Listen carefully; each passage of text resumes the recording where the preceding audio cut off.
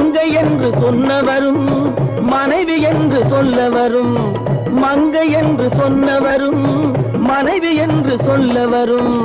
காவேரி கரை இருக்கு, கரை மேலே பூவிருக்கு, பூ போல பெண் இருக்கு, புரிந்து கொண்டால் உறவிருக்கு.